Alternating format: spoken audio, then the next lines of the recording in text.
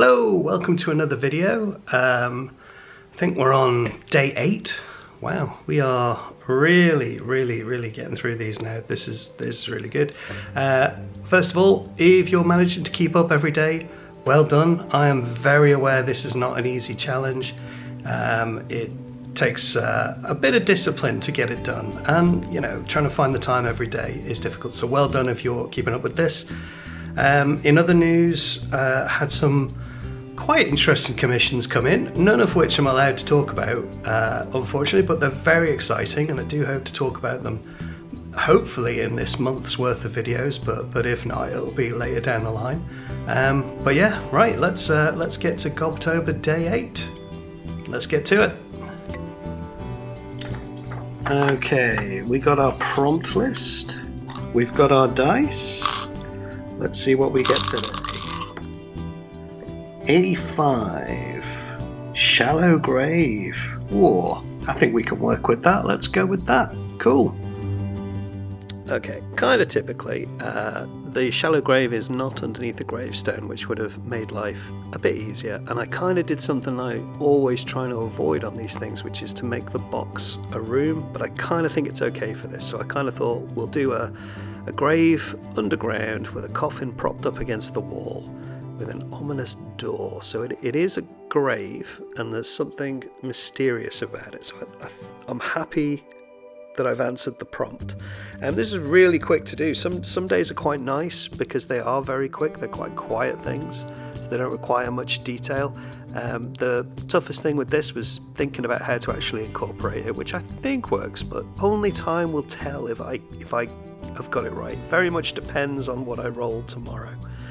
So tune in tomorrow to see if I've made a horrible mistake or not.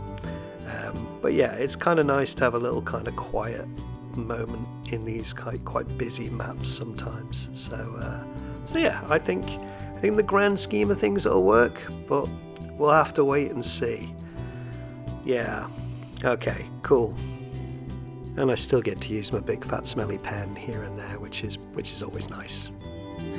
Alright, on to today's Gobtober post is number 8, Shaman. So let's see what I did last year. So I did this guy last year. He's pretty cool. I kind of like him. I like his face. I like the skull thing. I kind of like his stick and the skull he's holding. I kind of feel he feels a bit kind of squashed. So I think that's something I'm going to try and work on. Yeah, so overall I think I'll be making some fairly big changes to this guy this year. So yeah, let's see how I get on. Cool.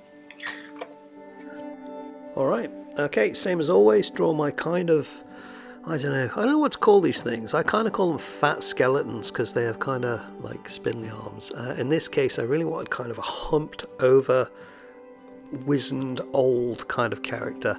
And I kind of imagine as goblins get older they get bigger ears, so I gave this character quite big ears.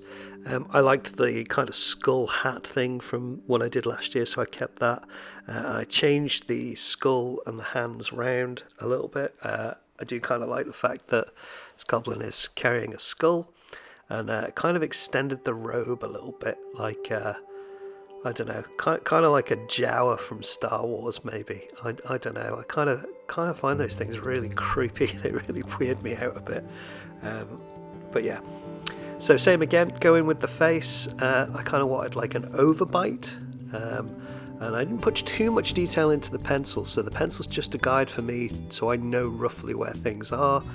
I really wanted to make this shaman quite kind of old. So I really went to town on the wrinkles and things like that, and just tried to fill in kind of the more complicated stuff like the shadows being cast from the skull helmet, making sure they were in there, and just making sure it reads. Sometimes if you do too many wrinkles it doesn't read quite like wrinkles, they just read like funny lines, but I think this kind of works, so I'm happy with the way it went. I gave him quite sharp teeth too, not sure why, I just felt like it was kind of appropriate. I've no idea what animal that skull is from, maybe some kind of weird wolf dog hyena hybrid type creature with massive eyes. But yeah, so it's just about filling in those little kind of details as I go, because I know if I don't do it as I go, I will forget about it, and that will be how it ends up. I think somebody asked, why do I start with one area and fill that out and go on? And it is literally because I will forget. I know a lot of people will do an outline and then they'll come in and do detail kind of later on. I have to do it as I go. That's why I think I'm quite confident with my pencil sketch. So I get it kind of all done there. I mentioned in my intro how difficult kind of doing things like Gobtober or Inktober or whatever it is. And it is, it doesn't seem it until you're doing it, but trying to carve out a bit of time every day is difficult. So my hat is off. And you all have my respect if you're managing to keep up with this. And I'm loving seeing them all every day on Instagram. I'm trying to like as many as I can, but again, time is limited. But yeah, if you fire me a message on Instagram, I will definitely get to see your Gobtober thing. And the ones I've seen so far, they've all been brilliant. I love them. I have last year's zine up as a PDF on the website oddartworks.com, so head over there to get the prompt list for this. There's a whole bunch of map prompt lists because I've been doing them since April, and there's all sorts of other things, and you can download a digital map or a physical map if you would like one. Head over there, have a look at that. Back to the drawing. I kind of think these little kind of things I attach, like bones and his little satchel and things like that. It's these little kind of gribbly details that really sort of make the character come to life. But don't go too overboard with them.